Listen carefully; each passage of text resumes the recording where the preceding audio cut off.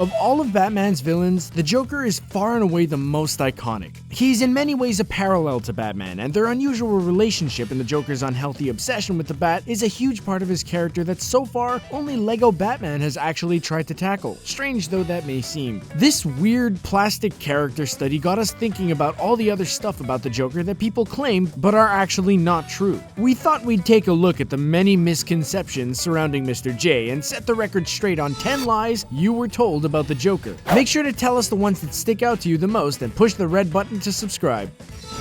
Heath Ledger stayed in character. When an actor dies under mysterious circumstances, there's always a chance that rumors will start around what did it. The Dark Knight got a reputation as a cursed movie because of the many unfortunate accidents that led to it getting on screen. None more tragic than Heath Ledger's untimely death at 28 years. When word got out that Heath was keeping a diary in character as the Joker, the rumor that Heath stayed in character as the Joker at all times spread like wildfire. Of course, it wasn't true, however, as in an interview with Michael Chavello on The Voice Versus, actor Michael J. White, who played Gamble in The Dark Knight, stated very firmly that not only did Ledger not stay in character, but he was very happy and normal. He was even showing pictures of his daughter to people on set, meaning that unfortunately there was no greater meaning behind his death. It was just a tragic accident.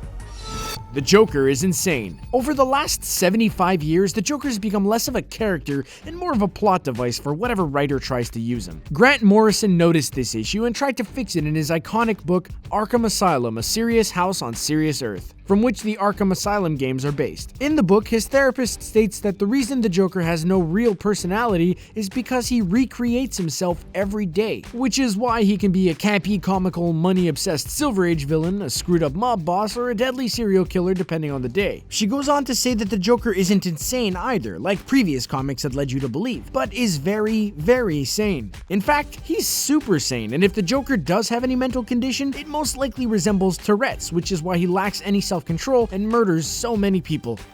The Joker was a completely original character. If you're as into comic history as we are, you'll probably know that early Batman was heavily taken from the pulp series The Shadow, even going so far as to unofficially adapt entire stories and take the nickname Knight of Darkness and turn it into The Dark Knight. While we wish we could say that the Joker really did come from the incredible mind of Bill Finger, with Bob Kane taking credit, the Joker was taken from two main sources. Keeping to form, the first inspiration was a random shadow villain, who in terms of personality, the original 1940s serial killer Joker bared a far stronger resemblance to. The second, in terms of aesthetic, was silent film star Conrad Veidt, best known for his role in the tearjerker The Man Who Laughs. The huge forced rictus grin was so striking that Kane and Finger essentially drew a picture of Veidt, colored the hair green, and the Joker was born.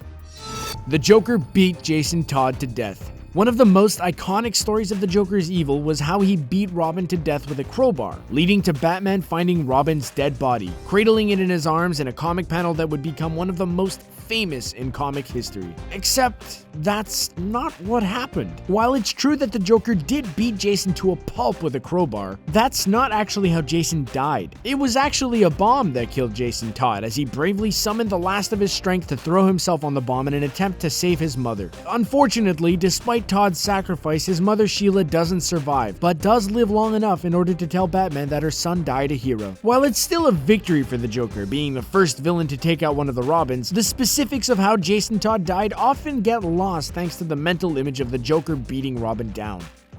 The Joker was meant to be Batman's arch-villain. When the most iconic villain of a comic series appears in its first ever issue, it's easy to imagine that they were always intended to be the arch-enemy of the hero. So it's no wonder that the rumor emerged that the Joker was always intended to be the yin to Batman's yang. Of course, this is not true. In fact, Bob Kane originally planned to have the Joker killed off in the very first issue. The only reason the Joker endears as strongly as he does today is because of senior editor Whitney Ellsworth seeing the potential in the purple-suited clown as a regular character. The Joker reappeared soon after in Batman number 4. Well, Whitney must be Nostradamus because he predicted the Joker's success 100% correctly. If only he could see what impact the Joker has today.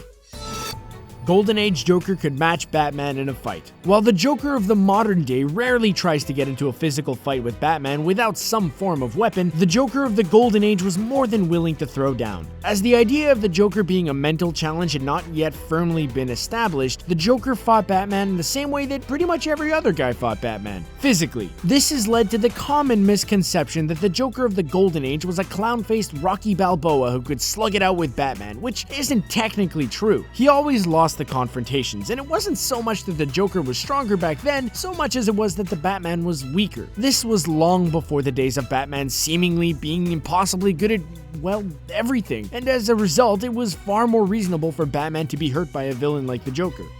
Cesar Romero's Joker was unfaithful to the comics. When younger fans look back at the 60s Batman TV show starring Adam West as Batman, it's easy to think that this was some horrible misrepresentation of what the comics were. After all, Batman is dark and brooding, not fun and campy. Cesar Romero was a horrible Joker, right? However, the truth is that the 60s Batman was actually very faithful to the comics at the time. Thanks to the CCA censoring comics, Batman became a campy comic book and the Joker himself became a campy villain. The Silver Age is where most of the Joker's characterization comes from, with the later eras of comics reintroducing those dark twists on the killer clown. Nevertheless, Cesar Romero, while certainly an out-there take on the Joker, was far from unfaithful. In fact, at the time the show was being made, he was probably the closest you'd get to a real-life Joker. We do wish he'd shaved his mustache, though. Jared Leto's used condoms. Something about playing the Joker guarantees that people will start spreading rumors about you. Not unlike Heath Ledger, rumors circulated that Jared Leto was keeping character offset and pranking his fellow cast members as the Joker would. It's known that Jared Leto sent Margot Robbie a live rat, Will Smith a dead hog, and Leto even claimed to have sent used condoms to members of the cast. Thankfully, David Ayer confirmed that the condoms in the prank were certainly not used, just out of their packaging. That's not to say that Ayer wasn't put off by the condoms, and he thankfully asked the Joker to put them away. After all, no one needs to know what Mr. J gets up to in his spare time. Batman kills Joker at the end of The Killing Joke. When Grant Morrison got on Kevin Smith's Batman on Batman podcast, he talked about how his longtime rival Alan Moore killed the Joker at the end of the classic The Killing Joke without anyone noticing. The famous final panels feature Batman reaching out for the Joker, with many theorizing that he snapped the Joker's neck, which is why the laughing stops. Alan Moore, one of the greatest comic book writers of all time, killed off the Joker? That makes for a great story. Unfortunately, it's also not true. If you read the script for The Killing Joke, you can see that Moore actually wrote that they were standing there clinging together as they laughed. The theory also relies on the popular myth that The Killing Joke was intended as non-canon, which is also not true. We hate to ruin the fun, but the Joker is still very much alive and kicking. Jared Leto's role in Suicide Squad. When the now Academy Award-winning Suicide Squad finally hit theaters, a lot of fans were yet again disappointed at the DCEU. This time at the Joker's small role in a movie about the Suicide Squad. Even Jared Leto was pretty surprised, as he was under the impression that he had a main role in the movie, but unfortunately found that most of his role had been cut in the theatrical release. During a Q&A session at Camp Mars, Leto talked about how he felt that he had been tricked into playing the Joker, saying he was told the movie would be something far more artistic than the movie he was actually placed in. He went on to say that he felt a little overwhelmed by all the hate he was getting from fans regarding the look and character direction of the Joker. Unfortunately for Leto, the lies told to him backstage ended up making it look like he was the problem. Hopefully his role in The Batman will rectify this. Well, that's all we have time for today. Are there any thoughts? Anything we missed out that you wish we'd have included? Leave a comment and let us know. If you like this video, give us a thumbs up and check out the rest of our channel. Don't forget to like, share, and subscribe to CBR for cool vids about movies, action heroes, gaming, comics, and more.